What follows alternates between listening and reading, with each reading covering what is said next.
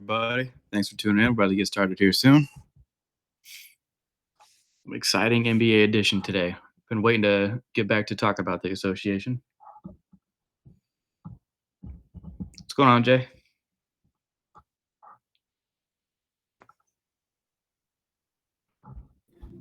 All right, what's going on? Nothing much, man. Ready to talk. About to have the Sixers game up while doing this, so I'll be a little stressed. Not even the Bills Texans one instead. You just went Sixers. No, I like pain apparently, so I'm gonna watch the Sixers. Try to be a Giannis-less Bucks team after they just lost last night to the Raptors. All right. Not to Yeah, brag. not all of our teams are on pace to win 76 games this season. Yeah, I was about to say not to brag or anything, but I only know Yeah. what one loss looks like. So Okay. All right. Okay. All right, everybody. Well, welcome into the matchup report. This is our NBA edition. Excited to get back to talking some basketball here.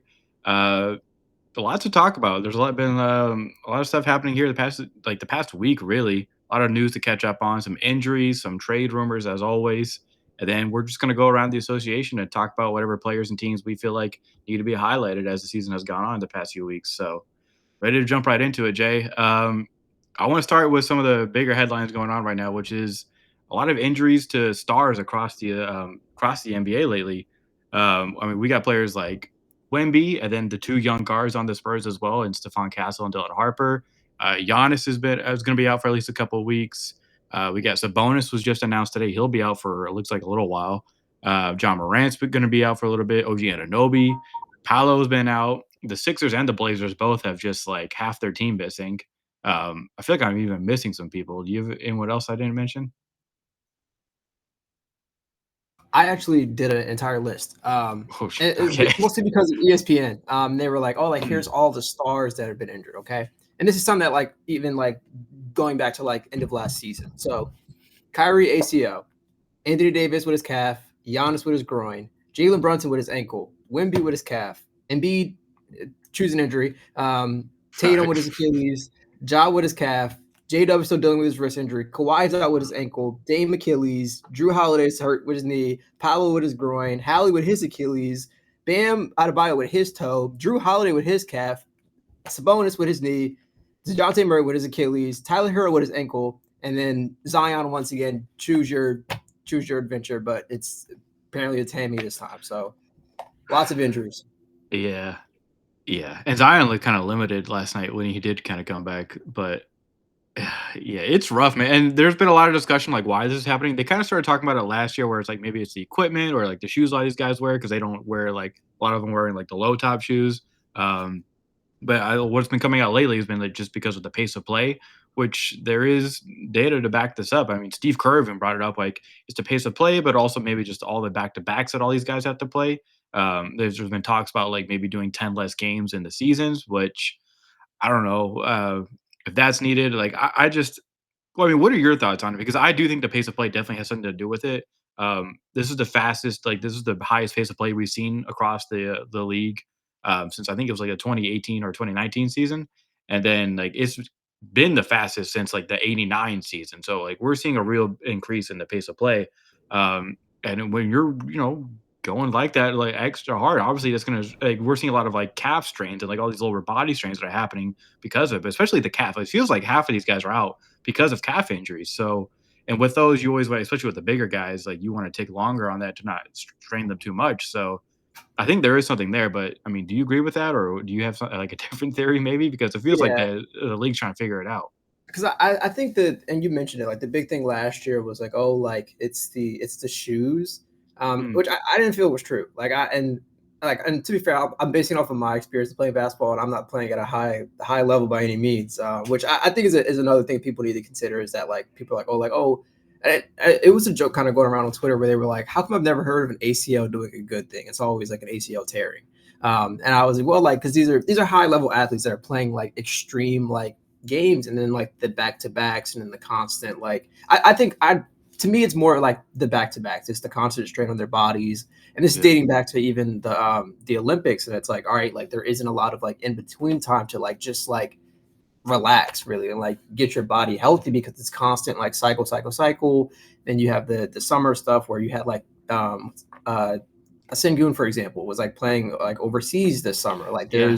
there's a lot that kind of goes into that where it's like there's consistent like just strain on the body. And there I think there needs to be a better balance with just like being like, all right, like here's where you can like, you're practicing, like, working your way back, but then like really taking an emphasis to kind of just like, you know, be a bit more like I don't want to say casual, but just be a bit more conscious of the health and everything. Yeah, and Bird here mentioning that, probably a little tongue in cheek that aren't these the best athletes the league has ever seen? Yes, that's completely true, 100%. But nice full forward. Yes, but the pace of play is definitely still like this is the highest. Like I said, it's the highest pace of play we've seen like basically this century.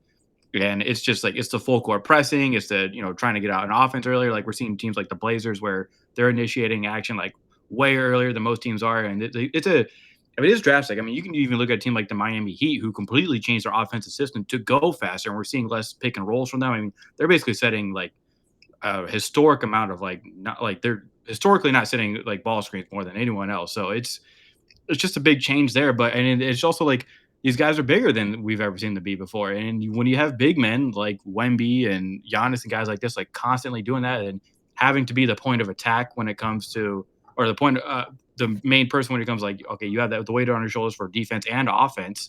I think it's just kind of we're seeing the effects of that. But like I said, it probably is the pace of play because this is the highest pace of play we've seen in a long time. But I feel like there's probably other factors we're just not considering. And yeah, Showtime, back to backs. I think, like you said, Jay, I think there's multiple factors into it. But I do think the number one thing is the pace.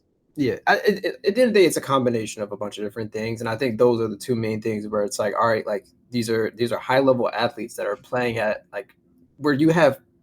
It's crazy that like we're talking about like Wembanyama is becoming like we're seeing more like coming out of him, whereas like these random like 7 foot players are going to come from like foreign countries, and that is becoming more of the norm in just the NBA, and you could even say like some other leagues across the like across the NFL and even like soccer and stuff. There's just like there's going to be unique players of like different body sizes who are like can do unique things. And I think because of that, like the strain and the high pace of it, there's just going to be a lot more injuries, in my opinion. But at the end of the day, we're not doctors, so take our critique on this very lightly. But Yeah, and I mean, like going back to what I was saying about Steve Kerr bringing this up, and we'll end after this. But he was the one who was saying like it's a dramatic shift in the pace, and that like that's why he like him and he said his medical team, the organization in general, we're looking at like okay, where are all these soft tissue like why are all these soft tissue injuries happening? And everything is pointing to just the way the basketball is being played right now. When when everyone is full court pressing you, you're having to sprint up the floor, but then everyone is always like you see a conscious effort from every team across the league almost where it's like we're trying to sprint down and transition on offense every single play. So when you're going full sprint like that up and down every single possession, I think this is what we're going to see. I don't know if there's going to be like a shift where it's like maybe like teams need to go back to playing slower, but because I mean, there's the results when everyone is trying to play at a pace like this have been good. Like the offense has been insane. So I don't know what the solution is, but I don't know if we even know completely what the problem is. It's just we have like one data driven anomaly here, and then after that, it's like I don't know. But all right, that's really I'll just say with that. But moving on, another big headline we've had the NBA as always. You're going to have trade rumors going on, and the biggest one today that came out just a few hours ago, basically, was that LaMelo Ball is apparently open to the idea of being traded away from the Charlotte Hornets, which I feel like most athletes would be. But I don't know. I didn't mean to take a shot at the Hornets, but because they've actually have been like the record doesn't show it, but they do have some prospects, some younger players on their team where you would think like, okay, they have the building blocks to go forward to become a better team. I mean, you think about like the young centers that they have between Musa and also Kalkbrenner, who have been playing awesome. And then Con Knipple, Brandon Williams, although he hasn't been out there, and then Lamelo, who also hasn't been out there, which is where I think this comes down to, where it's like if he actually is open to being traded, which I probably believe he would be, even though he responded to the report with a clown emoji. Uh, I think it might be difficult for them to trade him. If a trade does happen, which I think it's likely that it could happen, it probably wouldn't happen until near the trade deadline to a team that's like just needs a player like that because of injury or whatever it may be. But I mean, What do you think? Do you think this is like a real like he really wants out? And if it does, I mean, we're gonna talk here soon about like what teams could possibly even want him. Yeah, it's difficult to kind of make a determination because it's like, of course, like initially your first thought will be who wants to play in Charlotte in the first place, and I think like that's especially like with things that have, how things have been going in his career, where it's like either injuries or just the team is being Charlotte. Like there isn't really too much to really kind of go off of to say like this is worth being here in Charlotte for and like staying. But like I do think like and this is easy to say just based off of like the rookie prospects, but like they feel like it feels like they have a lot more hope than they have in previous years. Where it's like they have a good couple pieces where it's like you can build around them and like it is like you have foundational pieces. And as long as you're able to develop these players and ensure that they reach that like that full potential of like what we're seeing now, like this could be a good team in the future.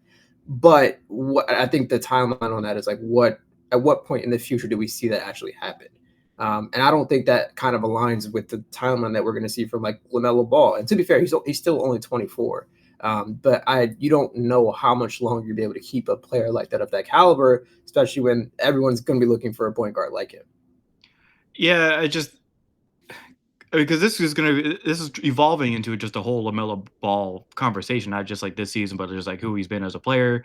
He's not always on the court, and then there's been some off the court stuff, like nothing atrocious, but just some, there's been rumors about his attitude and just his decision making, and there's the videos of him speeding out of the arena, like almost hitting people going through red lights and things like that. But then when he's on the court, like I've said before, like I think he has all the attributes and skills you would want in a point guard. Like he's shown that he can be a really good offensive player and that he can be a good defensive player when he wants to be. It's just the shot selection at times has been poor, and just the defensive effort has also been poor at times. And this season, his efficiency has been terrible. Like I think he's shooting around 30% for three, and then like 40% or something like that from the field in general. So, or 48% for the field. So not great right there efficiency wise, right? I mean, this is a guy who you need to run your offense. And while he is getting nearly 10 assists a game and like 21 points a game, it's just the way he's running the team and the shot selection he does. He's killing possessions at times while doing that. And then he actually they just lost to the Pacers, who just got their second win of the season against Charlotte. And they basically benched LaMelo Ball during the clutch minutes of this game because they were like, we don't need you out there. So clearly there's some frustration going on from both ends, for LaMelo or the Charlotte Hornets organization in general. What happens in the future? Like you said, well, I don't know, but I do. Yeah, I do want to ask you, like off the top of your head, if you who are the teams that you would think would probably want him? Because Okay. I actually thinking about this, I actually kind of had like there were two teams that kind of immediately came in my head, but after that, I was like, I don't know. Yeah. So I'll start with with one. And this is kind of me admitting that I was wrong. And it's the Timberwolves. And I personally had a lot of high hopes in Rob Dillingham. He hasn't kind of shown that right now. Excuse me. And I think especially they were a team that we were talking a couple weeks ago with like, all right, like if John Morant's on the table, like do you reach out and say like, hey, like you pair John and you got like Oop City over there. And I think maybe even from a standpoint like where it's like I do think like potentially that like the Timberwolves are just a team that stand out to me. Another team just because of like how much their starting guard has been getting flamed. It's the Mavericks, and especially like if they're going to try to move something around with like AD, maybe get a 3-team trade because I don't think AD is going to want to play in Charlotte. But the way there's this clip that came out, I saw it today, and it was Mike Brown talking about like we're attacking. He's like attack D'Angelo Russell, and like one like that is that's not a good sign if the opposing coach is calling you out consistently saying like run everything at him. So I to me the Mavs, and I think you talked about like whatever LaMelo's weaknesses are, the Mavs can kind of make up for it. Where especially the defense stuff, where it's like you're not going to get a lot of defense from him. You need someone who can score and run your offense. All right, that's what you were kind of hoping what D'Angelo Russell would do. He can do that. He can be that facilitator for your team if you kind of put the right pieces around him. And meanwhile, like you could have it if they are able to keep Anthony Davis, they'll be able to have that defensive efficiency. And like I could see that. To me, that feels like the best fit. Just thinking about it. Yeah, dude, the Minnesota one actually, it's a little scary, but I mean, like, just because it's like that feels like it could go really, really good or really, really bad kind of thing. Yes. Um, and this is the thing, like you don't know who's going to be desperate for a point guard, but I do think Minnesota's getting to that point because they've been trying to do a lot of like point Anthony Edwards lately, and it's been pretty inconsistent. Like I won't say it's been bad, but it's been inconsistent. Like they clearly have a need there, especially with like the aging Mike Conley like coming off the bench for them or having to start even some games with the injuries that they've had. So yeah, I do. And then yeah, the whole thing. I like the Mavs one, but it's like who do you trade? And then because like I said, Charlotte kind of has like a couple of young centers that they're seem to be excited about. So do you add another person to that? I don't think PJ Washington wants to go back. Please, Um, get PJ Washington off of Dallas. I don't want to have to see that man. Send him to Charlotte and just let him rot there. I'd be okay with that. and yeah, I kind of agree with Bird that like I don't the tandem of Anthony Edwards and LaMelo Ball would be kind of crazy. Like you would have to someone has to take less shots, and Yes. they both like take a lot of shots. I would rather have Anthony Edwards be the guy taking those shots, but if you bring LaMelo over there and he gets at to those like sequences where he just plays out of control and just takes some crazy shots, I don't think Anthony Edwards would really like that much. But if you can bring him over there with a different coach who's known to like be able to rein some guys in and he's well respected as a coach who can kind of deal with all the egos and whatnot.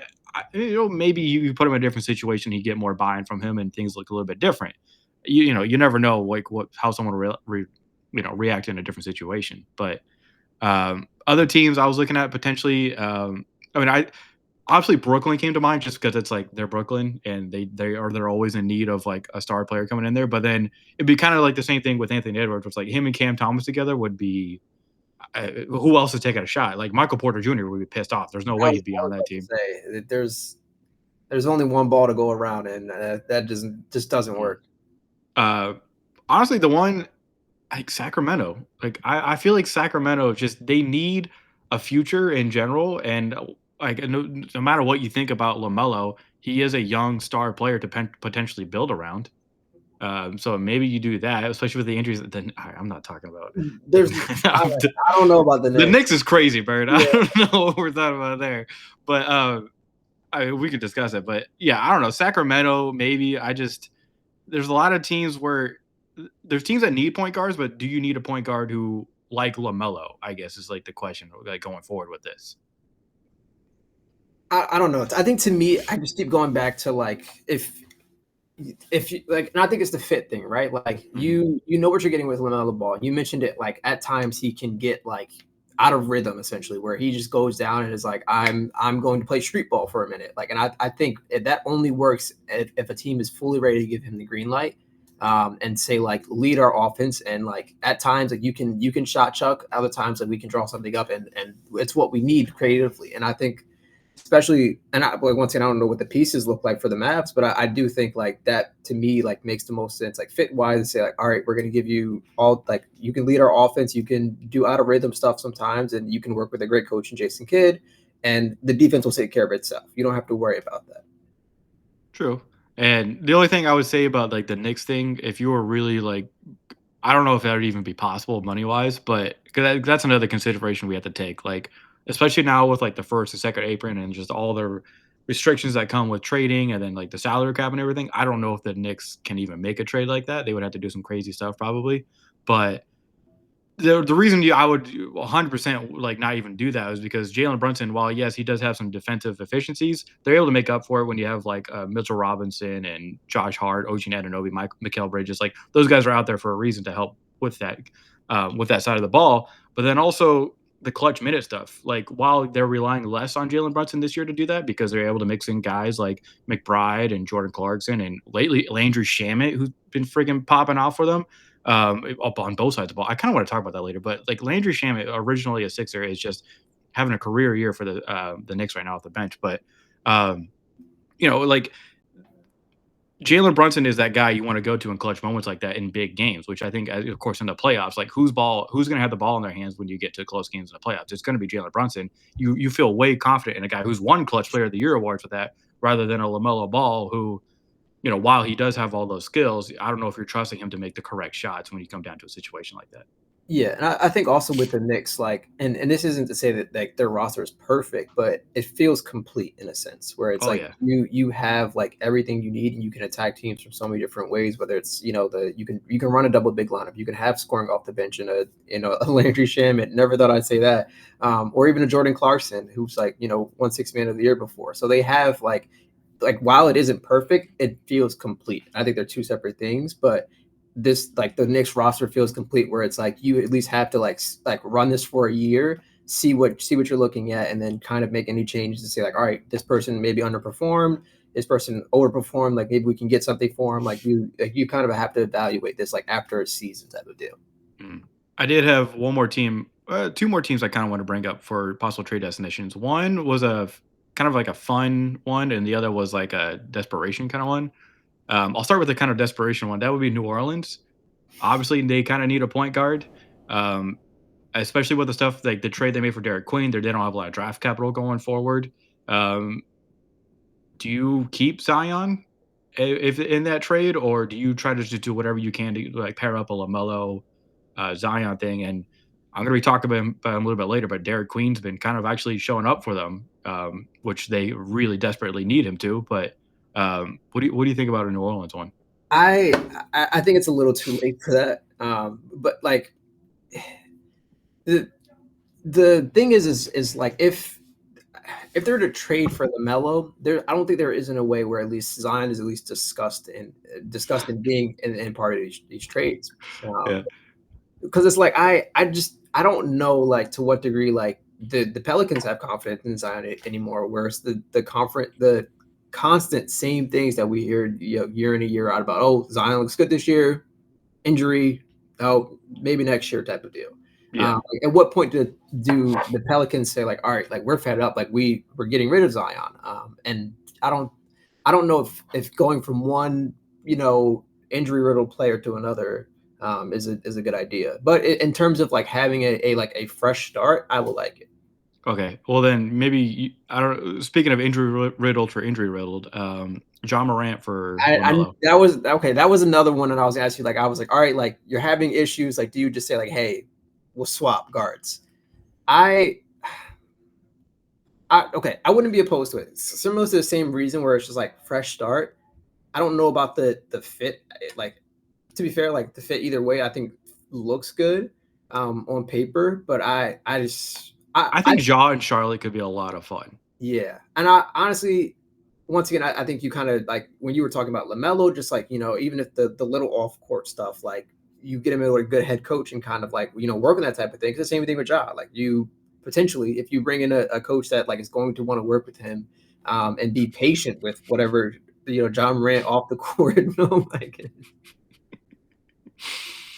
Yeah, I mean, right, and like the off the court stuff aside, like clearly the reason we bring this up is because both guards are very clearly like upset and Yeah, like have like are having a rough time with their organization right now. So I mean, like fresh start, like we said, like you swap it out and they can kind of play similar roles for the teams where it's like you can have a good two-man action with Jaren Jackson Jr. for LaMelo Ball. And when you get Brandon Clark back and Scottie Pippen Jr. back, like you have good rotations going there. And if you put Ja with a young and up and coming Charlotte team, you have him with the guys like Brandon Williams around him, the young front court, and he can, hit lobs to guys like Bridges and that front court all day long. So you could kind of do similar stuff. It's the same thing. Like you have two guards who are upset with their organizations, but who are both also injury riddled and who have like, to a lesser degree in certain areas, like the off the court stuff. So it's like I don't know, but that was more of like a fun one for me. Whereas like I kind of want to see Ja like in Charlotte for some reason. I just think that would be fun. James Cook just broke off a touchdown. Oh well, if we're doing game updates, the Sixers at one point were winning like 11-5. Paul George scored the first 11 points for the Sixers, like 4 for 4. So he's off to a good start in the second game for us this season. But all right, any other trade rumors we needed to talk about? I couldn't remember if there's any big ones left. Honestly, like ADs, I've seen that AD is going to start to get thrown around a little bit. Yeah, I I don't know. I think, and it's the same thing. Like you talk about injury riddled, and I think like people will say like, yeah, street clothes Anthony Day-to-Day Davis, like all of like it's become a thing now where it's like it's like it started off as a joke, it's a reality now where it's Oh, it's like 100% a reality. you It's are it's so much of a reality to this point that they had to bring Mark Cuban in to do more of like advisor basketball stuff, and he's like trying to tell them like don't trade him or don't like they were trying to like Nico Harrison was going to try to force him to come back early from injury, but then now the president Dumont, whatever his name is, the guy who we don't have to talk about the Luka trade stuff, but like there's been so much like contention now between AD and the front office of like when or not he should come back. And it's like it's because he's always injured. It's like, okay, do we bring him back because I think this is like a whole Mavs thing in general. Like, do they want to win, or are they already going to be at the point where they just kind of want to hit the tank button almost? I don't know what the Mavs planning to do. They've already had front office like reconstruction going on, so I honestly I wouldn't be opposed from it from a Mavs standpoint of being like, all right, like this Anthony Davis thing, like or at like this whole Nico experiment, it was his fault. Like let's pin this on him and let's get rid of it and just say like, all right, like we're going into a new era and just like fully go into a direction of like we are rebuilding.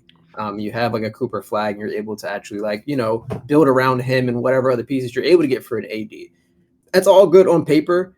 What are you going to get for AD at this point where he's consistently hurt? He's consistently, you have to deal with this cycle of like you don't know what type of Anthony Davis you're going to get. It just I think that becomes the issue from a Mavs standpoint. It like I feel like they're like, all right, like let's talk, but like who's going to want to actually talk with them? I don't.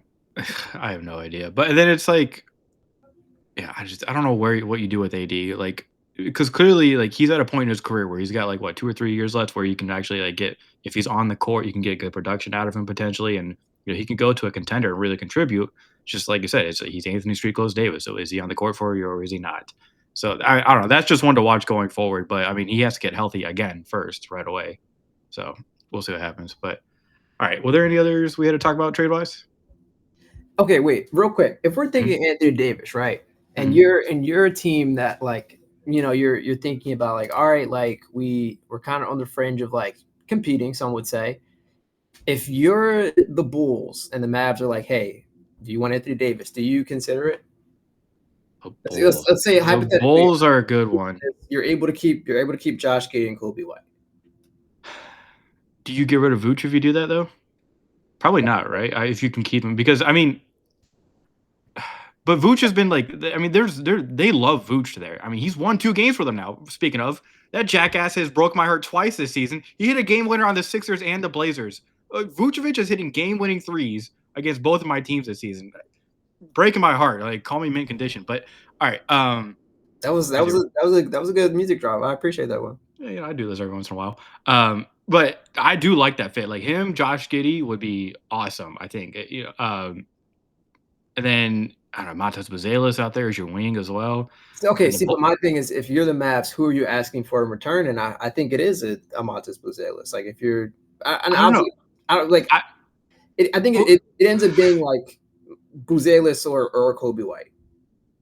I think you do Kobe White and which man brother is it that's there? Is it Trey or Trey is in Charlotte.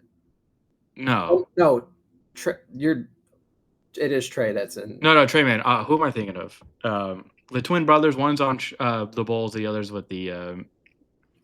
Either way, I think you get their backup point guard. You get Kobe White, and then maybe you're probably going to do some kind of pick Trey swap. Jones. Trey Jones. So I think you do Okay. if you do like a Trey Jones and a Kobe White, like you kind of like overhaul your guard there, and then because there's no way the Bulls are getting rid of Matas Buzelis. Matas Buzelis is the future of the Bulls, like him and Josh Giddey at this point.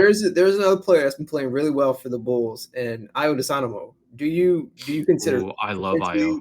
Could you potentially like if the Mavericks are like, hey, like Anthony Davis is here, he can get you closer to like that step of like you're actually like when he's healthy, a really competing team. Like, see, my problem with this though, it would be that like if you're trading for Anthony Davis as the Bulls, that is like a win now kind of move. Whereas if you were thinking more longevity and future, I would rather trade for like one of their other younger like people in the front court, whether it be a PJ Washington or a Derek Lively, who there's probably no way the Mavs would get rid of him, but like a Gafford, right? Like guys like that, I think would be better options for them, like for long term.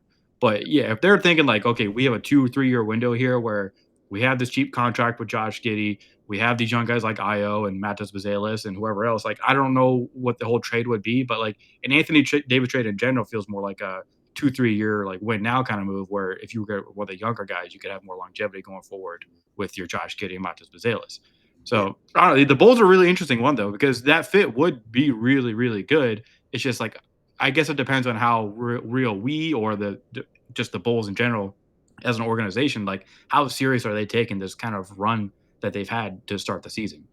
Yeah, and that's what I was kind of questioning is that like and I want to talk about that. We can actually transition to the Bulls as a whole. Like Yes. they've been 4-6 in their last 10 games after like this crazy undefeated start where they were one of the better teams. Since then, like I said, like lost 4 of their last 10 games. Kobe White has been like not entirely healthy for them, so he's kind of coming back and just like showing help. But like they're 14th in offensive efficiency, like the offensive rating, and 18th in defensive rating. Like I don't want to say like I don't know what's kind of happened like to kind of like significantly fall off, but I think it's just like I think it was just had run its course a little bit, and I think teams are starting to figure them out. I think it's that, and then Giddy did miss a couple games. I don't think they won any game that he missed with that like small ankle injury. And then the moment he comes back, they win again. So I think that was part of it. But then I think we also talked about when they were going on this run, it was like I think the offense can be very real, but it was the defense where it was like, can they keep that up? And I think the defense has taken a bit of a step back.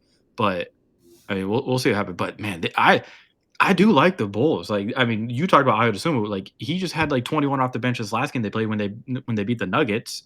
Which, by the way, they beat the Nuggets. Montas Buzelis looked really good. Vucevic is doing his thing, and Josh Giddey is completely running this team, man. Like, he is like the central part of all of it for them right now. I think, yeah, Kobe White. We talked about when he comes back, what can happen. Like, he had a decent game for them this first game back, but is he the guy you're going to want to keep going forward now that you have everything else going on with your backcourt between Giddey and Dosunmu?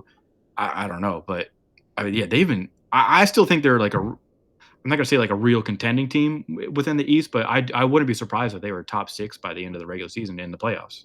Yeah, I definitely agree with you, and I think like it's just really kind of just continuing to see how things continue to develop. Like how much more do you get out of an IO? Like what's the length of him on the bench? Because especially he's been making that like high impact where he's one of the best scorers off the bench for them, and then probably the defensive aspect as well. Like I really I'm high on this team, and they can only get better as the season progresses and they get more experience under their belt. Yeah, I think yeah, as long as they can stay healthier, like it's like that. I didn't think they would be that bad without Giddy, but that was pretty telling. And that contract, by the way, with Giddy looks amazing. Was it 4 years, 100 million? Yeah. That's a deal with how he's been playing for them at an All Star level. All right, what's your next team? All right, I'm getting it out the way now. OKC, 15-1. Is this where I in the mute Western myself and just Conference. watch the Sixers? Yeah, let me just. All I'll actually, right, go ahead. yeah. If you want to take a look at actually what my profile picture is now, that's how I'm feeling right now. Because OKC 15-1, first in the Western Conference, first in the league. And I'm gonna say like what really can be said about this team and then break down it. I will say that like it's very easy to like look at a team and say like, all right, like damn, they're looking good. But it's another thing to like look at the stats and see like it is like It's kind of nuts. historical, like what they're doing. And it like this is a team that has a fifth best offensive rating in the league and the first best defensive rating, and they have 7 players like who are individually like in the top 15 of top defensive rating in the league. And then you have a player like AJ Mitchell who's kind of taking that big leap from He's averaging. the leading scorer right now, isn't he? Yeah, no, he's not. I think he is he not? I thought Wait, he was. I think it's Shea, and then AJ Mitchell's like yeah, he's averaging like 17 a game or something like that. 16.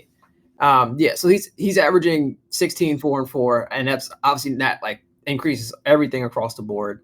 And then also the defensive side of this as well, where it's like you have this scoring threat, but who can also provide like he's one of those players I mentioned that is like in the top, defensive rating area.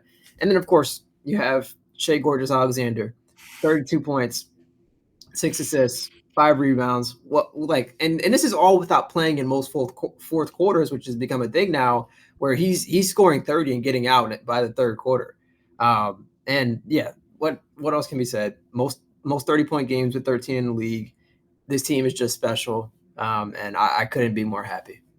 Yeah, and you're not even fully healthy yet, which is the scary part. When J Dub comes back, I don't, Yeah. dude. I It's insane. Like the fact that like you're literally on a pace right now. The OKC is to get to 76 wins. I think is the pace right now. I don't think you'll get that much, but we were talking about the beginning of the season. Like 70 wins is very realistic for this team. It's just like they're the most complete team in the NBA, and they prove that every time they get an injury, you're like that's fine. The ninth guy in our rotation will just start for us and get us like 15 to 20 and make a couple defensive stops, and we'll be perfectly fine. And you have the complete buy-in from the team. Like nobody there is like complaining about anything. It feels like, or like minutes wise, or what's going on. It's just kind of like you're all bought in. Like we just won a championship. Let's do better this time. It legitimately just feels like there's just good vibes in the air, and I think like even and especially like as we see like as we see the Eagles are 8-2, and we see all the chaos that comes with that, and like there's constant fan base argument like and like with locker room beef with everything. Mhm. OKC's winning these games, and we're not hearing a single bad thing coming out. The worst thing you're hearing is injuries, and then this guy has to step up, and they do a good job. And it's just like they truly are the most complete team. Yeah, and Shea just averaging an easy 32 points a game again this year. It's scary, man. I feel like. I mean, what are your thoughts on the West? Like true contenders in the West right now. Like who can actually kind of give the OKC a hard time right now? So obviously, like on paper, Houston is the team that continues to stand there. So and it's solely because of like when I was looking at the stats, everything like rebound wise is like dominated by Houston because they have that massive size advantage and they have these great rebounders. Dude, is And watching Steven Adams every offensive possession is so funny. it's they're so dominant on the boards, and I think OKC's like the one thing you could probably poke at is like if Chet or Hardenstein gets in foul trouble early, OKC kind of gets like a little like weak when it comes to like size because they then like we're bringing in Jalen Williams, and then like if there are it's if those physical matchups are going to be challenges for them throughout the season when they're playing teams like that, and even a team like the Nuggets where it's like you have Jokic and you're that battle down there. So I think Houston is the one team that like I look at and I'm like immediately like I'm scared of. I don't want to say I don't want to pull a jaw and say like they have the Nuggets figured out because I don't think they do the way Jokic is continuing to play like He's in. yeah. I mean, we talked about him last time. But like, I don't want to make it like an appointment thing where it's like we have to talk about him every time. But like, dude, he's insane. The stuff he's doing this year already, again, like nearly averaging a 30-point triple double, and like the team around him. I think this is probably the best team he's had around him in his career. I would say even the championship one, Yeah. especially with Cam like coming back in, like he seems to be getting better and like feeling more comfortable there in Denver. Christian Bond's been injured, but like he's taken another step. Peyton Watson has been sick, man. He just had a career high game last night. Who they played? The Pelicans, which I mean it was against the Pelicans, but like he just had a career high against them, stepping into that starting role. Like he looks like even better and better. So I don't know, man. Like Denver to me, like it is like it does feel like it's OKC, Denver, and Houston are like your three. I think besides that, after that, you're like, all right, the Spurs have shown flashes, but like you need Wemby to be healthy to really like Wemby, Harper, Stefan Castle, they need to get healthy before you can definitively make a statement about that. And of course, I'll always have the Mavs circle just because of PJ Washington, and the beef Why that why does he hate y'all so much? It feels like. good question. So yeah, those are the teams that like I look at and I'm like, all right, like I am like scared of you. I would have said the Lakers like probably a week and a half ago before because they played the Lakers, and then that immediately changed after that. So Okay. All right. Can I ask you East? I want to talk about the top teams in the East. And we have to start with Detroit, who, dude, all right. They're on an 11-game win streak right now, which is so fun that like the last year and this year they've got. I hate your profile picture. They've gone on these long win streaks recently. Last year and this year, like I said, where I think last year they went on like a 9-game win streak or something like that. But remember, 2 years ago they didn't hit 9 wins total in the season until February of the season. So the fact now that this team has had such a crazy turnaround that they're able to go on these win streaks and they're deeper and all their players are just taking these like these jumps. I mean, I want to start with Jalen Duren here because we wait, talked. time out. 2 years ago, was that the Wingstop year where they were doing the the Wingstop thing, and they was like free wings. Yeah, and they Yeah, it just was like free wings, and every time they get a win, like you get a deal or something like that. yeah. Like I forget how much it was, like how many wings you got, but the joke was that like Detroit was starving because they just they were never winning a game. That was rough. That was really rough. I mean, remember Cade Cunningham was crying, talking about like we're not this bad. I promise you, we're not this bad, and he kind of proved it next year when they. Yeah. Five free boneless wings for every after every Pistons win. Oof. And the Pistons lost an NBA record 28 straight games. That is just awful, man. But so it's really cool to see him have the turnaround and to continue to improve off of what they did last year. But yeah, let me get the Jalen Durden real quick because he's averaging like 22 and 12 right now, which is he's never averaged more than like 15 points in a season. So he's had like I think his highest last year was 12 points a game. So like a 10 point, like a plus 10 point in that or in the points alone. The offensive rebounding, it's how he's scoring as well. When he gets in the paint, man, it's like you hear Kevin Durant and other like great players talk about like Kyrie would talk about like 2 to 3 dribbles, like get to your shot or like pass the ball, whatever it is, like being efficient, knowing where you want to go and how to efficiently get there and get your shot up. He's doing that. Like he gets to the elbow, it's 1-2. I'm putting this ball up or I'm passing it out, and he's just so strong. Like he's 6'10", but I think he's one of the strongest centers within the league. And he's only 20. He just turned 22 years old like this week, and he's averaging crazy numbers this season. I wanted to pull up like it was like his last 10, like basically just like the month of November. He's been on a tear, man, and it's a big reason. Like Cade Cunningham missed like 3 games in a row, and the Pistons didn't miss a beat. They've been dealing with injuries, but it just hasn't mattered because of guys like Jalen Duren and others stepping up. And I want to talk about some of the others, but dude, let me read you since November has started. Let me go over his numbers. You ready? Yeah. 31 and 10. He was 81% from the field that game against the Mavs. 14 and 9. These are all wins, by the way. 22 and 22. He had a 22.22 rebound game where he shot 67% from the field. 30 and 11, 79% from the field. 21 and 16, 19 and 14. 31 and 15 against the Pacers where he shot 92% from the field. He literally only missed one shot that game and scored 31 points. And then this last game he had against Atlanta a couple days ago, 24 and 8. He's averaging 67% from the field in general. It's insane. And he doesn't shoot threes, by the way. He hasn't shot 1 3 at all this year, and he's doing all of this. But his midi has been getting better. Like he's taking like elbow jumpers. So like he's taken a leap. Like we were high on, I think you and I were both like high on Jalen Duren like last year and going in because this is only his 4th year in the league.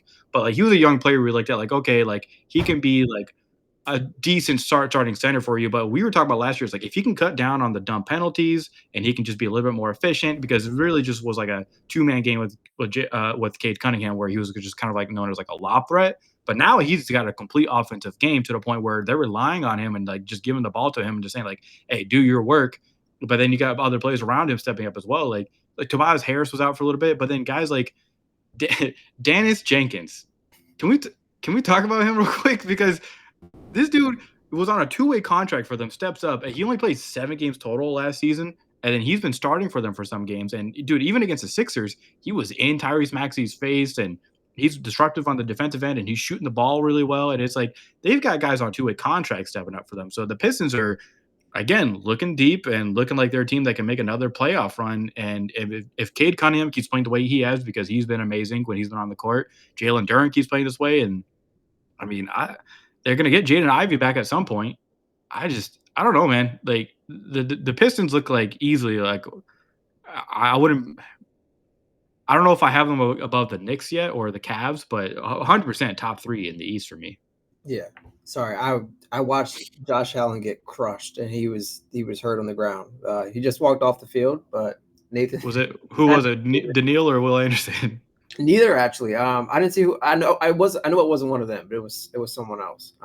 Either way, yeah, either evaluating on silent. Okay, but back to the Pistons. And specifically like once again, I'll talk about Jalen Duren again. Like I literally was like his offensive game has taken such a big leap, and you can see that he looks a lot more confident and comfortable out there. Where it's like and I think you mentioned it, like his role originally, like from what we've seen the past couple of years, has been like, all right, like you're gonna score kind of sparingly. Like obviously we're gonna need your scoring output, but mostly you're going to be the lob threat. You're going to be the pick and roll threat. We're going to use you in specific roles, opposed to like we're going to give you the ball. You're going to be a design scorer or a go to your bucket type of guy. And I think that's what we've seen from him this year. And obviously, it's not like like a efficient like size up or a back down. He's hitting these consistent like mid range jumpers or anything special. It's just very basic. Like I'm going to be efficient with my shot making, and I'm going to score in efficient type of ways, which is what the Pistons need, especially because of how good they are on the defensive end, where they have the second best defensive rating in the league. They're second in blocks, third in steals, and the rebounds as well. Where it's like they are like he's a big part of that. So I I just think the Pistons are especially going to be a team that continue to watch in the Eastern Conference. And we had both said like at the start of the season, like this is a team that like if things are going right, you get a Jaden Ivey healthy that like this team could be special with. So for them to be 13-2 already at this point and without a Jaden Ivey, without like, getting fully into rhythm, like I think this is just obviously going to be a good sign for them. And especially like when you look at the Knicks, like who haven't, jumped out the way that they should have to start the season, like this is, I think the best case scenario for them. 100%. 100%. I'm so impressed with Jalen Duren's sick, man, and it helps that he's a kid from Philly, basically. But yeah, just had to shout him out, man, because Detroit was already looking good last year with the roster they had. So the fact that they're getting this kind of a leap from some of their younger players it just makes them all that more dangerous. Because I mean, their defense is what, top 5 in the league at least. I want to say, and I think their offense is only going to improve more as they get more players back and they just kind of settle in. So all right, and they've had some like impressive wins. It's not like they're just blowing people out or like they're fighting in these fourth quarters to win. Like even like against the Sixers, it was just like they stay calm and collected. It doesn't matter like what the score is. They play the same way the entire time. They come out with like I'm not gonna compare them like to say like they're the bad boy Pistons, but like they certainly have an attitude to them where it feels like every game that the Pistons play is chippy and they just don't care. They're just gonna play aggressive and they seem to hate every other team in the league, which is kind of fun to watch. I'm not gonna lie. Yeah. And also, if we got to mention him when just talking about his team in general, is Isaiah Stewart has kind of also played a big role for them this season. He's shooting the ball well. Yes, and that is very surprising because most people will know him for only charging at LeBron. But honestly, like though he's looked really good and has been a big part of this team's success. And you can like obviously looking at all his stats, like everything is improving. He's having almost a damn near identical to what his career high is in points. Not rebounds yet, but he's just having a good season, especially like the defensive stuff. Like everything you can look at defensively, like career high in blocks. He's making an impact for this team, and I like it's just great to see how good this team is looking. Yeah, it's a lot of fun. All right, what's your next team? Who you want to So talk about? sticking in the Eastern Conference, the current second best team in the Eastern Conference is the Toronto Raptors right now, who are 10-5. And coming into the season, this was a team that we were like, we didn't know what to expect from them because we were like, all right, like you have Scotty Barnes, who's obviously a great player. You're having Brandon Ingram like be healthy or like to what extent healthy is for him. You just didn't know. Now they're second in the Eastern Conference. Won 7 of the last 3 games.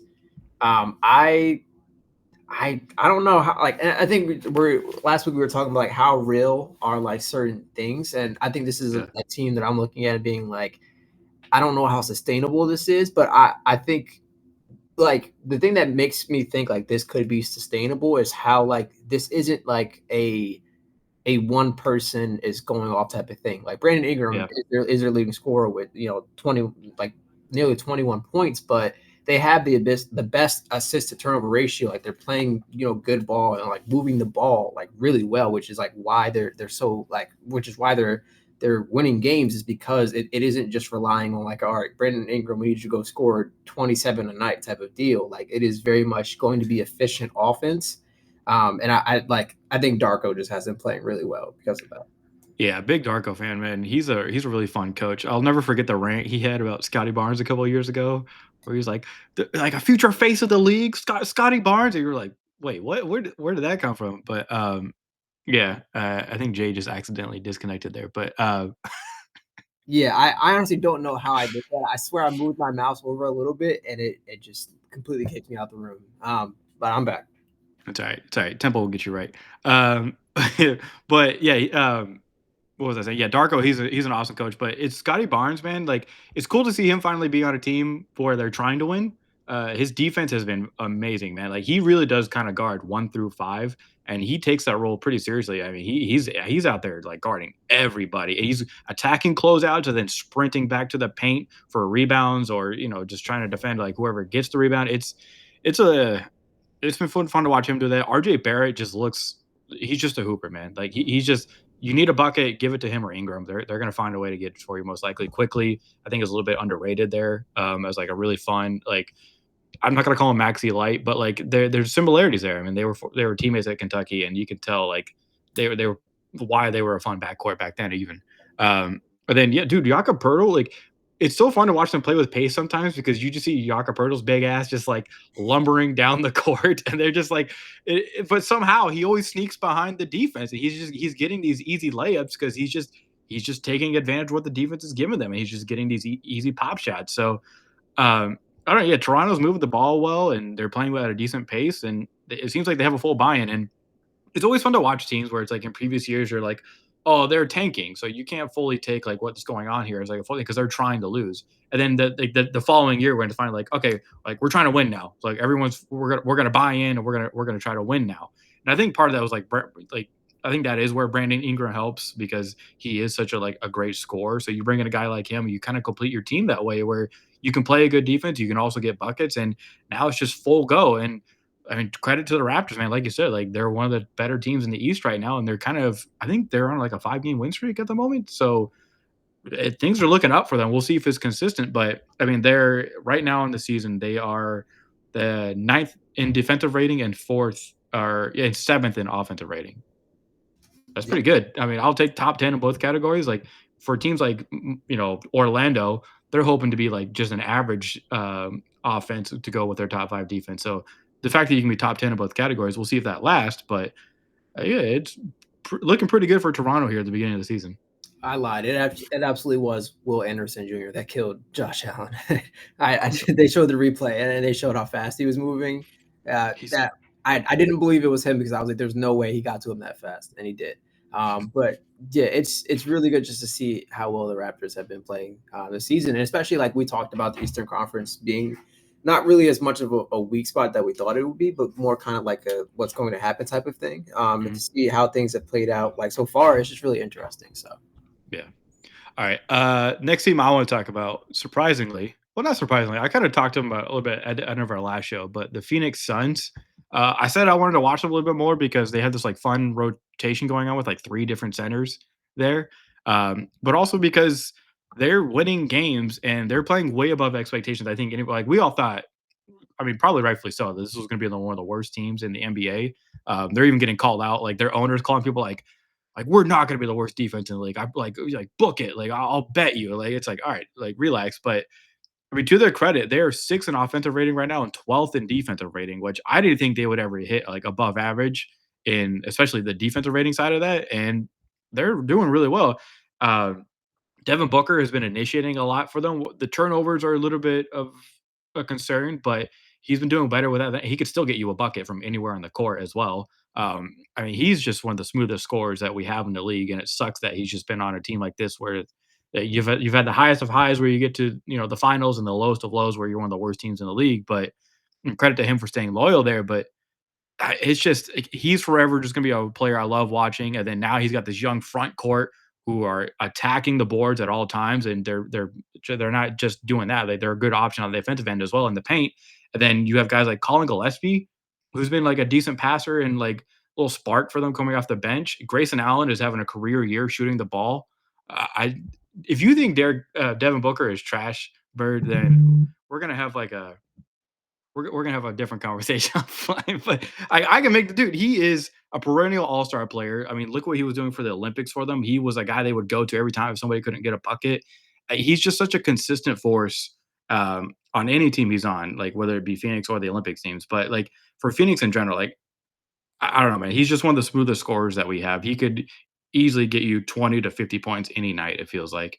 And he fully buys into his team of what they're doing. And Jordan Ott, their head coach that they got this year, has been fantastic for them. And he's got them playing hard. Like I said, Grayson Allen, like all these guys are having like career years, shooting the ball really well, flying around on defense. I'm not going to say they're going to make noise in the Western Conference, but I mean, they're fine. They are actually kind of looking like a team finally that could make some noise, like going into the play-in tournament or something like that. I will say though, like this was kind of what we were looking at with Phoenix last year when they had like Bradley Beal and Kevin Durant there, and then they fell off because of injuries and just roster in general. But I don't know, man. Like I think what some of the stuff that they're doing is like I don't think they're going to stay top 8 conversations the entire year, but like I said, a play-in tournament is definitely very viable for them, and I don't know. Like, what are your thoughts with Phoenix? Yeah, I honestly I don't have a lot of faith in them. I like and I think there's no other way I can kind of spin that. Yeah, yeah, yeah. Because I think at some point like something's going to happen where it just isn't going to be as sustainable. Well, And I yeah. think like whether it's a Jalen Green injury or Well, I'm he was injured, and then he came back one game, played really well, and then got injured again. I'm not very high on Jalen Green in general. I That's was fair. after the postseason last year, I was very adamant that the Rockets should just trade him. And they clearly watched the matchup report, so they were listening. But like besides like Jalen Green, I think like and to be fair, like Grayson Allen had a crazy game this year, where he was just shooting lights out. But I just I don't want to say like they feel like a fun, frisky team right now, but like it comes off But they that way. kind of are. Yeah, where it's like, all right, like you're looking fun. Like it'll be really cool to like, see you win a couple games, but like I don't see this like at best I see this being like a play-in like situation where you're just like you lose in the play-in tournament, but I don't know. I just I don't know. I'm not. Like I said, this isn't me saying like, oh, the Phoenix, like we got to take them seriously. This is just me saying like they have some interesting pieces and they're playing above expectation. Like we all thought this was going to be a bottom 2 or 3 team within their own conference. So the fact that like, Well, well, I was gonna say that the Jazz exists. They have 5 wins right now, unfortunately, but yeah, the Jazz do exist. At some point, they're going to kind of fall down. yeah. Grizzlies, I think like they're not going to stay much longer in that 12 seed. Same with the Mavs as well. Like I don't know. Mm. I Yeah. yeah. Every other team that I'm looking that's below them, I could see them gaining momentum and getting in rhythm. Yeah. I just it's kind of fun because they have these younger players who are contributing to them that look like guys they can maybe use going forward. Like I said, 3 centers on this team right now. Oso Ighodaro, Nick Richards, and Mark Williams are all playing like really well. Like to the fact where they have a steady rotation going where like anytime when those guys are on the court, you're like, okay, we have someone who can get us rebounds and like do something in the paint offensively. They're not a negative in those areas at the very least, which this team has struggled to find centers here recently. So now that they have 3 guys where you're like, hey, we have a good rotation there. And then, like I said, Devin Booker, who's who he is, Grayson Allen is having a career scoring. And then you add in guys like Ryan Dunn, Gillespie, and Dylan Brooks, who we haven't even mentioned yet, is actually I can't believe I'm saying this, but like he's looking the best of his career as well. So you're seeing multiple guys on this team have like career years. Like, granted, we're like only we're just past halfway mark of November. So again, we're not making any grand statements here with the Phoenix Suns. It's just they're playing above expectation. It's kind of fun to see that they potentially have some young building blocks to go forward with. Who I think people forget, like Devin Booker is not even 30 yet, even though it feels like he's been in the league forever. So I it's just nice to see this. Like, while say what you want about the ownership and all the decisions that they've made and everything like that, but it's fun to watch a team where you're like, oh, they're gonna suck, and then they just perform above expectation like this. Yeah, I think that for me was Toronto, Yeah, and so that's why like I get a bit more enjoyment from them opposed to like the Suns because I was like it feels like very like fleeting where it's like all right like this will be fun for a little bit, but I don't know how much longer it'll be fun for. well, yeah, it's yeah. Send D-Book to Charlotte for LaMelo. Whew, I don't know. LaMelo and Jalen Green on the same team is that would be an interesting roster move. Although maybe you trade Jalen Green as well, but poor Jalen Green at this point. But all right, it's okay. Never mind. Okay, I was gonna. I feel like I know where you were going with that. So Yeah, you definitely we'll know. just keep pushing forward. He's got some adults in his life. We'll say Yeah. that. All right, what's your next team? So the next team I want to talk about, I skipped over them when I was talking about the bottom of the Western Conference because I wanted to save it for them. And it's the Clippers. They are 4-10 right now. Mhm. which is the 11th best record in the Western Conference. And I just want to say I thank God for Paul George every day, um, because of the Paul George trade, OKC holds the Clippers pick this year, and the Clippers, who are 4-10, have a much better shot in the lottery odds. So that's why like I'm very excited to see how the Clippers continue to progress. But really, I think it's just been what you would have expected, where like Kawhi Leonard has only played 5 games for them. He's averaging 24, 5, and 3 during that stretch. But other than that, it's like, all right, like James Harden take over our offense and like do James Harden things, and we've seen James Harden's look good. He's averaging like 26, 8, and 6. And but other than that, like the team as a whole just isn't good enough. And I think we're seeing that where they're 21st in offensive rating, they're 24th in defensive rating, and it's like, all right, like we we talked about this team being an older roster, and I think not only that is showing, especially when teams are playing at a higher pace. Where, like we talked about, like the entire intro is like, all right, like teams are playing at a much faster pace, and because of that, an older team like the Clippers, who are out there and like, yes, they have like good individual players, it isn't sustainable, and I think we're seeing that. Yeah, I just honestly shout out James Harden for somehow still always being consistent. Like if he's available to play, he's gonna play. Like, and he's been the only star player for them besides I guess Zubac, but Zubac has been having kind of a down year. It's been a Yeah. little bit better the past couple of weeks, but I mean James Harden, by the way, who just passed 28,000 points. I think he's like the third or like I don't know. Like he's one of the few people to ever do that in the league. Just insane what like how he's the one out there for the team every day, like performing for them. And then you're just like begging guys like I mean they just lost Bradley Beal for the season. Surprise, surprise. Bradley Beal got injured and he's done. So now you're gonna be relying more on guys like Derrick Jones, who also got injured, John Collins, who has been playing well for them, but the fit's been weird because of all the injuries that they've had. Bogdanovich comes back, starts playing kind of well, but I mean, you're right. It's the unction. You're relying on guys like Chris Paul and Brooke Lopez to step up for you, and it's like, all right, like we need someone younger here to step up for you, but like I don't know who that is for them at this point. Every time I see this team, like, and like I just hear like "Outstanding" by the Gap Band start playing, because it's like that's I think that's obviously that's the Unction theme song, and I think that's just kind of what we can expect from the Clippers now. And I think like if people say like, all right, like there's teams that have yet to kind of keep up with the pace and the speed of today's NBA, the Clippers are the main example of that. So that's really all you can say from that. But I'm just, and you could say like, oh, like do they I just don't know what their move is, right? Because they kind of put themselves in this corner where it's like you're not really competing. You don't have your pick this year, so no matter how good or bad you are, you can't tank because it goes to OKC. So I just don't know what the Clippers' future is. I think. I mean, look, it's not like we're saying like their season's over. I think you get a little bit healthier when you get Derrick Jones Jr. and Kawhi back. Like you can definitely see them get better. But Yeah. at the same time, I just this was a team that was really, really good. It's over. It's over for them. Yeah. They were such a good defense and like efficient offense where last year, where James Harden had to hold the fort down until Kawhi Leonard got back.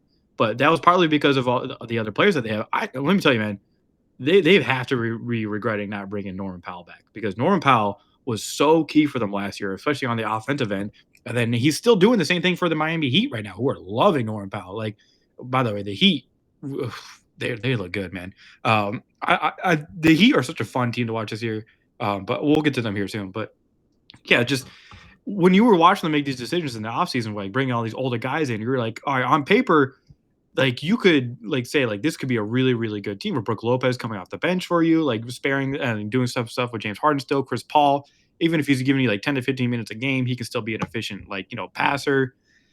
Bradley Beal, I don't know what you're gonna get out of him, but now we know it's gonna be nothing. So it seems like everything that was like you were like, hey, like these moves could be good, but here's what could go wrong. Everything that you're like, this is what could go wrong, feels like it has gone wrong, except for like a James Harden step back. Well wait, but I didn't mean to do that on purpose. My fault. But yeah, I don't know, man. I just the Clippers are interesting, and you're right. Like I don't know what the move is other than just hopefully be patient and be healthier. But I don't know what trades they can make. Yeah.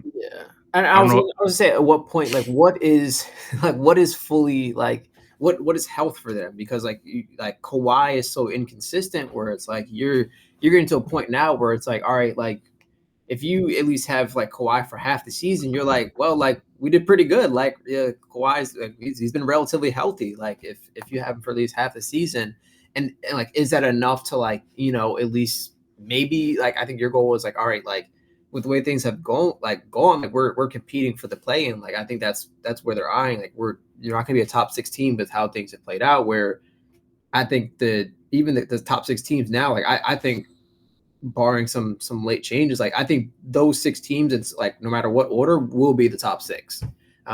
So I think like besides that, like you're trying to compete in that play-in area. So I just don't know.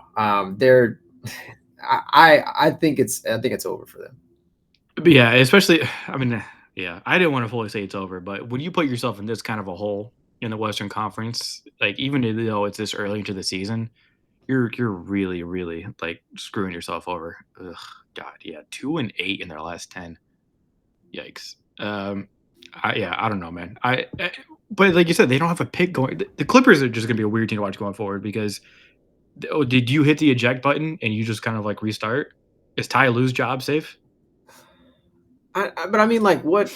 How much of this is on him though? Where it's like this is what he's given with roster construction wise, and then it's like, all right, like go out there and like do your best essentially. I don't know how much you can really fault him for this when it's like he's given aging players who are I don't like using the term injury prone, but like they're battling injuries their entire career. Like it's just he's just not given a lot of good stuff. So I think it's difficult to say like all right like this is on him by any means.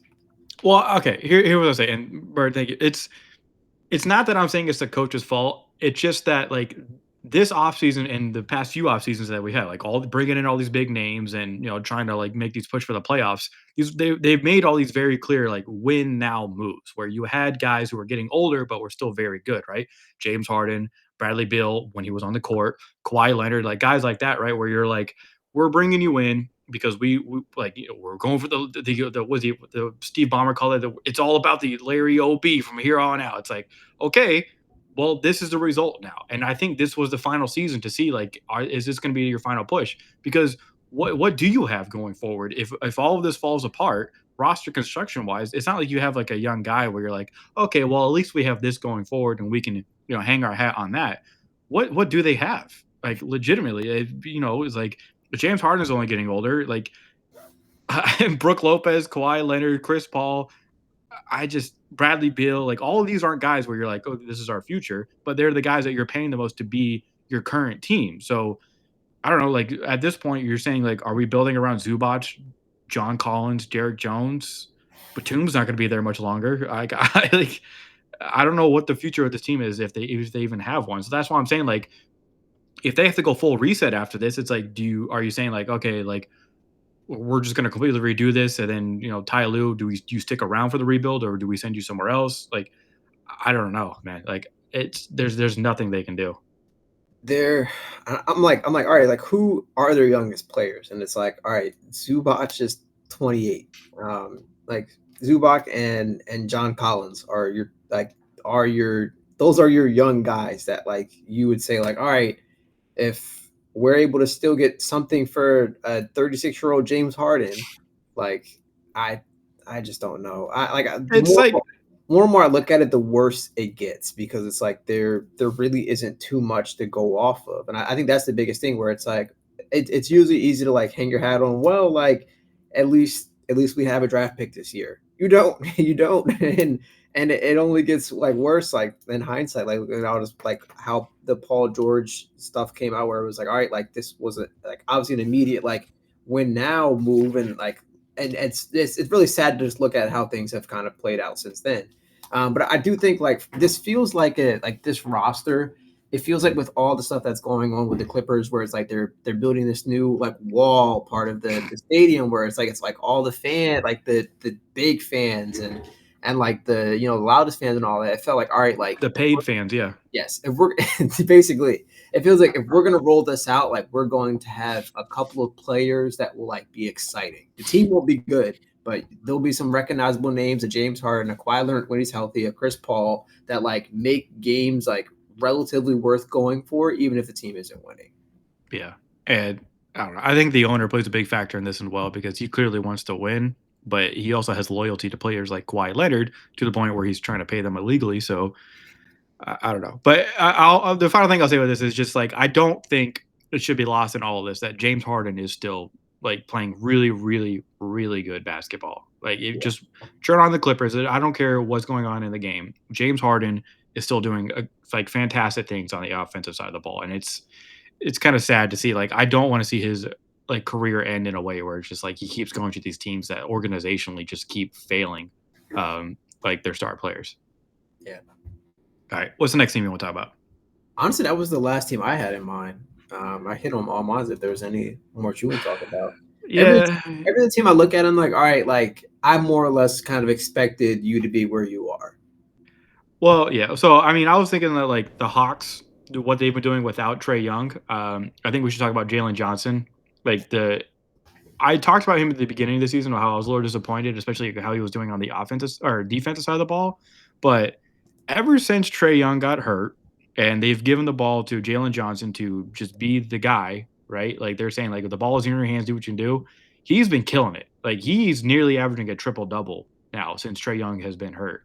He's scoring efficiently. His drives are insane. I don't know who can stop him. His athleticism is so underrated, man. Like he's kind of like, you remember when Giannis would take off from certain points for a dunk, and you're like, how the hell did he just jump from there and end up at the basket? Jalen Johnson's doing stuff like that, man. He had one the last game he played where he jumped from basically the free throw line and was just above rim going over two different guys. You're like, what the hell? Like, how are you? Wait, what are you supposed to do about that when a guy's going like full steam like that?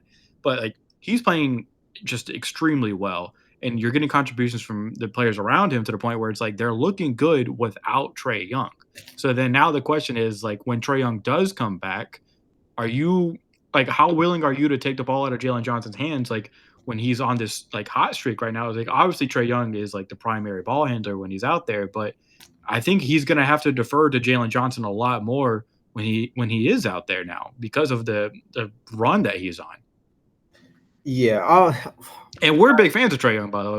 We've praised him before. Like he's a guy who can average like 22 and 12 like points and assists. So Yeah, I honestly though I do agree. Like I think especially like if like and I think this will only benefit Trey Young in the long run to say like all right we aren't putting too much on your plate. You don't have to be everything, and it creates a difficult challenge for teams to be like all right like you can't put immediate emphasis on a Trey Young because you have to worry about a Jalen Johnson, and because of that it makes both of them better. Hopefully, if this momentum can continue and you find a balance for when Trey Young comes back. So I definitely think it'll benefit them long term to start to have more trust in Jalen Johnson.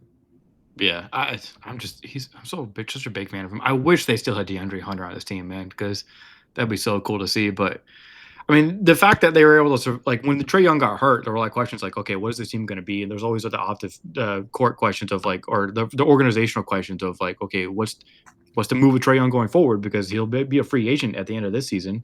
So like, are they? And they were clearly they had an option to resign him this last offseason. They didn't. So this felt like a okay, Trey, let's see what you do this last season. You're up for a contract. Like, what are you going to give us? And then he gets injured at the beginning of the season, and they still look good without him. So like maybe this like wakes up Trey Young a bit, not wakes him up, but like motivates him a bit when he comes back, and it's just like okay, like my team's playing really well. Let me fit in here the best I can, and like let's keep these wins going because they're 7-3 in their last 10, and Trey Young's been out for all of if not most of those games. So I don't know, but they're an interesting team to watch. They're fifth in the East right now, and they've been missing what was supposed to be their best player. All right. One other. Well, I guess. All right. Let me get my Trailblazers thing out of the way here, um, just because they're every team I root for has to be frustrating in some way. But they've been dealing with a bunch of injuries lately. Like Drew Holiday's been out. Shaden Sharp was even out for some. Uh, they've been like, oh God, what was it? It was like the game they played yesterday where it was like everyone that you like, they didn't have any starters playing besides like Donovan Clingan. It felt like shit. Scoot Henderson, I felt like all the reporting originally was that like he was going to be back like near this time or like by December, and then now they're saying like they don't know, like they're kind of like slow playing it, which is a little disappointing. Which I think at first they were slow playing it because like, well, Drew Holiday's just like balling, so like we don't need to rush him back. But now Drew Holiday's been hurt a little bit, and I think he'll still be back by like their next game or something like that. But I think that once they get Scoot Henderson back, it could look a little bit better. But Denny Avdia has been playing, really, really well. Shaden Sharp finally, Shaden Sharp is playing efficiently. He's not taking so much. Well, he's still taking some crazy shots, but like the shots are going in finally, at least. So I mean, just his pure athleticism alone should get him to like 20 points a game. Like he is another one of those guys where it's like you watch him jump and you're like, he just the hang time is insane. It's like we talk about the guys like VJ Edgecombe too, where it's like the athleticism alone should be able to get you just the numbers that you need. And then Donovan Clingan's like the league leader in offensive rebounds. And they're still full court pressing everybody every single play. They're playing at an insane pace. They're one of the fastest teams in the league. So all of that is there, but they're also doing this with the interim coach who feels like he's still trying to figure out exactly what's going on as well with Tiago Splitter. So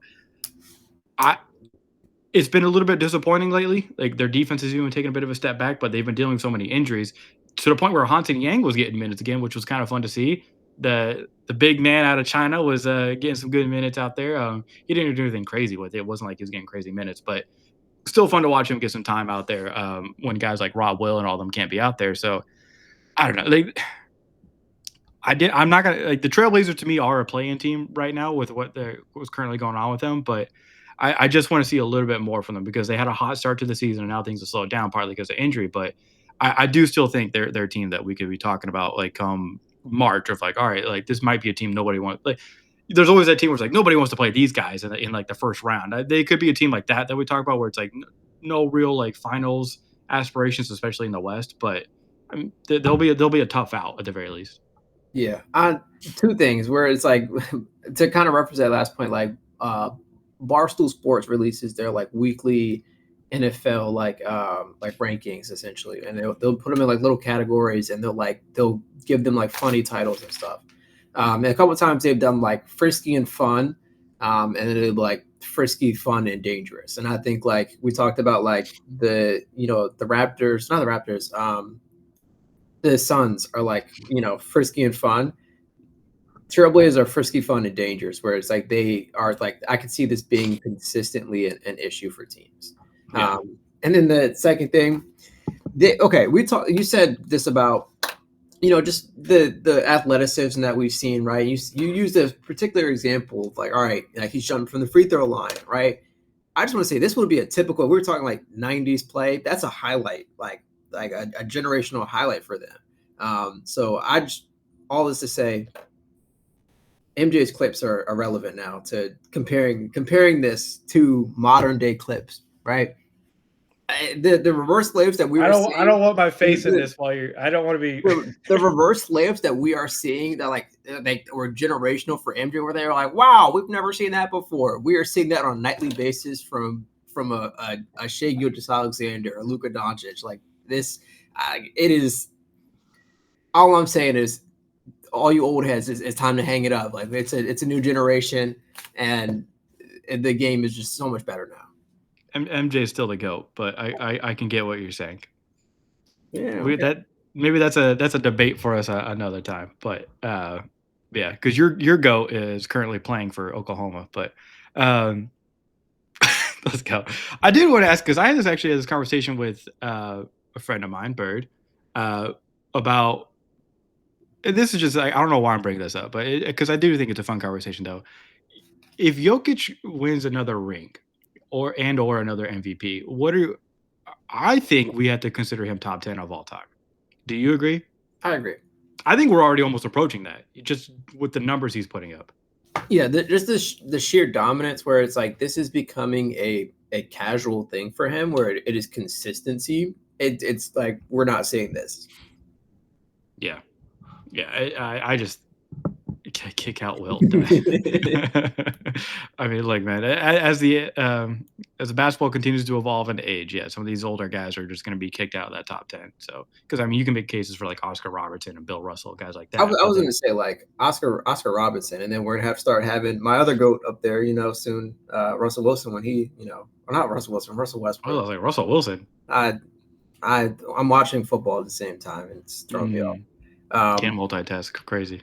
I my goat Russell Westbrook. Okay, he's not actually top 10. I think he's top 5 point guards of all time. I don't know about like once you look at like the general spectrum of like all players. I don't know. Russ, top 5 point guard of all time. I believe so. All right, give me your other four then. Okay. Um. all right. Magic, Curry. I as much as all the drama and all the crazy stuff, I think you have to put Stockton there. And then Isaiah. Those are my five right there. Magic, Curry, Stockton, Isaiah, and then Russ. Okay. So you must consider Allen Iverson a shooting guard. I do, yes. Okay. I don't know. That's tough, man. Top five. I don't. Like I'm a big fan of. Bird agrees with me. Yeah, but Bird's also he didn't say his fifth, so IT for kid. Yeah, but you also probably just pissed off Bird with your old heads talk because he is an old head when it comes to basketball. To be fair, like I literally am named after Jason Kidd, so like I still don't put him that highly. I don't know though. That's tough. Like top 10 conversations are always like usually you have like a pretty like a lot of the same names. Like you'll get usually like the same 6, like 5 kind of guys like in there. But I almost did it, and then all right. But then yeah, when you start to break it down by position, it always gets like weird because you're like usually each position you can be like okay the top 3 and these guys like are pretty solid, but then after that it's like top 5. You get so much argument out of that. It's hard to fill out sometimes, man. Yeah. I like because now I'm looking now like I'm not missing any like obvious names, and like I guess like to what degree do you like even like getting into like the whole like age discussion, like how far do you go back with like an Oscar Robertson, because it's like all right, like he was playing in the 60s and 70s with like Jerry West, like guys like that. Well, I was gonna say plumbers, but we'll go in that direction. But like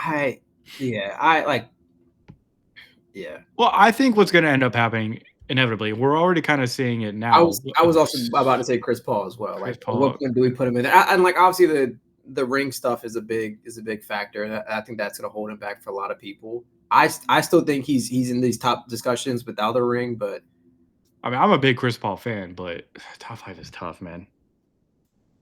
He's 6. I don't know. Where do you put a Steve Nash? Like then if like he actually has a ring and like multiple MVPs. Well, 1.5 MVP. Yeah, because I think Shaq probably should have won it. Oh yeah, I completely agree. But from a standpoint of like logistically, it's there. Kobe's not a point guard, so I'm not. Yeah, but Bird's the biggest Kobe fan I know, so that doesn't. But just throwing it out there regardless. Rob, he's talking MVP. Yeah, well, you can make that case, but I think Steve Nash earned 1 MVP at least. Yeah. I don't know. We put Jason Williams. No, I'm just kidding. I just wanted to. I was about to say. I wanted to get my other. I wanted to get my other white point guard out there. Be like, come on, we're out here. But I don't know. I don't know why I widened my voice up more to say that. But all right. I was gonna get a Sixers take off, but my only thing is they're forever gonna piss me off with the injury stuff. And Tyrese Maxey is an all-star, but their reliance on him is getting concerning. The fact that the head coach is basically saying like we need him to play 40 minutes a game kind of pisses me off. But Nick Nurse and I can have a conversation later. It's always funny to each other because I don't know. Nick Nurse kind of looks like my dad, and so it's always funny every time I see him get angry at the players on the court side. I'm like, I get flashbacks because my dad was a coach for a lot of the sports I played growing up, so it's always like, man. And they wear They both wear glasses too, and like Nick Nurse is like he rocks a goatee, which my dad did for a while too when I was growing up. So it's always kind of jarring sometimes seeing him yell at players. I'm like, man, this feels weird. But I don't know, man. Like, yeah, And the Sixers are losing right now to a Bucks team without Giannis. But all right, anyways, all right. One last thing I want to talk about with you before we move on. Looking ahead, what teams or players do you want to watch going forward? Like coming up this like next week, basically. Honestly, I like okay, I'll kind of generalize this by first saying every other player that is going to be in place of like all the stars that we mentioned that are going to be out. Basically like the bench of every team. Because I think like this is going to be the most kind of testing time for it, where like we're gonna have to see what a lot of these teams like have on their bench. So we're gonna see a lot of potential rookie play, whereas like this is a figure it out type of moment for them. And I think one player in particular that comes to mind, and this isn't even because of injuries; it's just because of how bad the Pelicans are. Is a Derek Queen. Like they're putting a lot of like they put a lot of emphasis in He him. just dropped 30 on the Nuggets pretty efficiently. Yes, and that's what I'm saying. Like, all right, like obviously, like this isn't going to be the norm for a rookie, and if it is, like we're having crazy discussions. But I do think like it's going to be very interesting to see that, because I'm excited to see really all the rookies, not just like him, but also like a Kankanapul, who you mentioned like earlier, has been playing great. Like I want to see like how sustainable is that, because that determines like how comfortable they feel with like being like, all right, like we're willing to move on from a LaMelo Ball. Like if Kankanapul is like scoring what is like 25, like on the road it was that I was like, all right, like I feel like you could say like if this is his floor, like go ahead and like we can figure out like we're good without you, LaMelo. Like especially like if you're going to do all the off the court stuff, like it like will be okay if like we can build around like Knuckle, our two young centers, and just like whatever else like you're able to get from maybe the next year's draft or anything. But for him to be averaging like what 18, 6, and 3, He just had a I'm looking at that. 28. Yeah, I'm looking at that and be like, all right, like I'm okay with that. Like we can build with that, and the way he's doing it. Like, and it's funny because I was like watching some of his highlights and stuff, and I was like, I mean this in the nicest way possible. Like it feels like and okay, he's a lot more athletic than I think like what I'm about to say kind of Is does. he sneaky athletic? Yes, that's it. Yeah, like he's sneaky athletic, where it's like he like I see him go up like, oh, that's a lay, and then like he dunks, and I'm like, my fault, I was wrong. Um, but like Some white people can jump, Jay. I'm not saying that he can't. I'm just saying, right? Like it feels like every basket is efficient.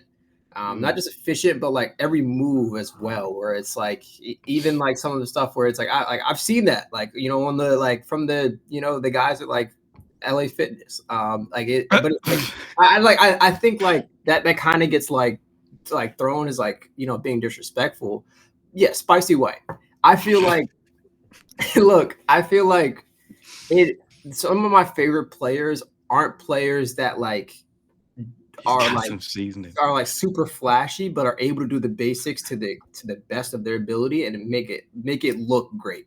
And I Yeah. think he's one of those players that does like like it's going to sound like very typical. He does like all the fundamentals. He does everything he needs to, but he does it to a high level where it is efficient and it like works. And I think that's just the most impressive thing I've seen from him. Yeah, it's been a really impressive rookie class. Like it's been a lot of fun to watch. I'll say teams I want to watch a little bit more. I want to see a little bit more of the Houston Rockets specifically. I want to see if Reed Shepard can keep doing what he's been doing for them. He's actually been shooting the ball really well, which they don't. The Rockets take the least amount of threes in the NBA. I'm pretty sure. Yeah, they take the least amount of threes in the NBA, but when they are shooting it, they're pretty efficient with like 42%. So, and Reed Shepard's been a big part of that, which they desperately needed with Fred VanVleet out for the season. So, I want to see more of like if the second year player can continue to be a good player for them with like Kevin Durant and Thompson out there like just hooping. And Alperen Şengün has just been I can watch him play every day, man. He's awesome. Um, and then I want to see a bit more of Minnesota. I need them to try and figure out what the hell they're doing. I mean, they're not like they're losing. They're a top 6 seed in the West right now. But the point Anthony Edwards stuff is interesting because I still believe him very much as a franchise like star player. But I think he's kind of being thrusted into a spot where he has to learn on the job when he wasn't really expecting to at this certain position. So I kind of want to see like if he figures that out. Um, I'm trying to think. There was one other team. Oh, the Lakers. Yeah, the Lakers. LeBron just came back and played his first game. Um, in the fourth quarter, he just decided I'm just going to pass the ball only and racked up a shit ton of assists. But against the Jazz, who they had to struggle to play with a bunch. But I The child support glitch. Yeah. Um,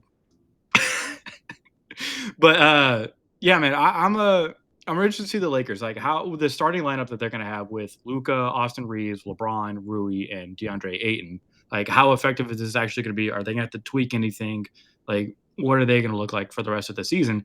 And I mean, just the Lakers in general, we're already seeing this new front office make some moves where, I mean, I'm curious to see what moves they may make after the season, really, but that's more long term. But like in the short term, yeah, what are they going to look like with a fully healthy team with LeBron out there now? Like, how good can this team actually be? Can they maintain this top 3 seed within the West that is, or top 4 seed? Sorry, that is really really difficult to hold on to.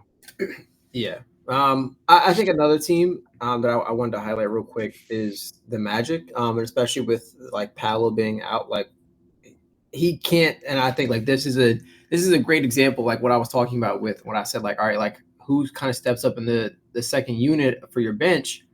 Oh, the Bills are scoring a kickoff touchdown.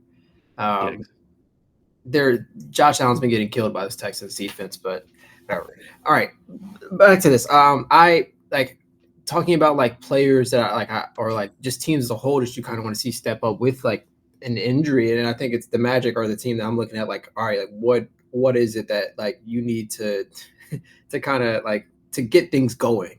Because Powell is like has been their entire offense, and I think like this is a good chance for them to say like, all right, what else do we have? How else can we find consistency to score and be an offensive threat without Paolo on the court? yeah. I'll just quickly mention 2 other teams, the Heat and the Knicks, who just recently played each other. But by the way, anytime those 2 teams play each other, it's a lot of fun. But the Heat, I mean, just the style of offense that they're playing has just been crazy. It literally is just like no ball screens. We're just gonna drive, and if there's nothing there, kick it out and swing. Like that is just like it's fast and it's fun to watch. Like the ball movement and the pace of play. It's just shout out Eric Spoelstra for just completely just kind of like restructuring his scheme. And then yeah, the Knicks are just fun to watch because it doesn't work on 2K. The Knicks are fun to watch because it's fine. It's fun to see Mike Brown just figure out like, hey, we're going to play a lot different. We're actually using our bench. Landry Shamet, McBride, Clarkson, who I talked about earlier, they're all like putting in like decent, like really good minutes. Mitchell Robinson has been like, he's just like a really fun kind of like classic big man to watch, but it almost feels like they got to rein him in at times, but like, all right, like relax a little bit. Like we know you want to kill everybody and get these boards, but like, I mean, the effort is there. It's a ton of fun to watch. And I mean, they're without OG Anunoby right now, which is why and Jalen Brunson was hurt for a second too, which is why these guys had to step in. But Mike Brown talked about like he wants to test these bench players out early in the season so that as they get later on in the season and towards the playoffs, they know more of who to trust. So it's kind of fun to watch the Knicks have this like different identity and try to figure out at the beginning of the season to have a coach who's like fully saying like I'm embracing the bench and I'm trying to see like who are my guys going forward. So it's fun to watch the Knicks kind of like figure that out as they go along and still be just a really really good team. I mean they're third in the East right now, but I think it could end up being better than that, honestly. And I mean, shout out Cat for fully buying in as well and playing a different, aggressive, and kind of more efficient play style, I think. Yeah. Yeah, you got to develop your team. Yeah, it is crazy that you have to develop your team and you shouldn't only play, at max 7 players a game. But then you get to the playoffs and it's 6. I mean, Josh Hart was playing entire games the past couple of seasons, like entire games, like maybe a minute on the bench. Now he's averaging, I think, at most like 30 minutes a game, and he's coming off of the bench, and it's working. It is working. So it's cool to see a team that like didn't have too many changes like roster wise, but they come in and they bring in a new coach, and he's able to like really kind of completely change his identity in an efficient and fun way. Yeah. As we were talking, the Magic not just beat the Clippers, they killed the Clippers, 129 to 101. So the Clippers are now 4-11 on the season. Oof. Yeah, and their draft pick isn't even theirs. But like speaking on the Magic side of this is like, or just so you know, your James Harden agenda continues because he scored 35, 8, and 5. Yeah, I've had that agenda since he was on the Rockets. So yeah, but like even in a game like this where like I didn't watch it, so I'm looking at the score, the what's it called? Stat sheet after this.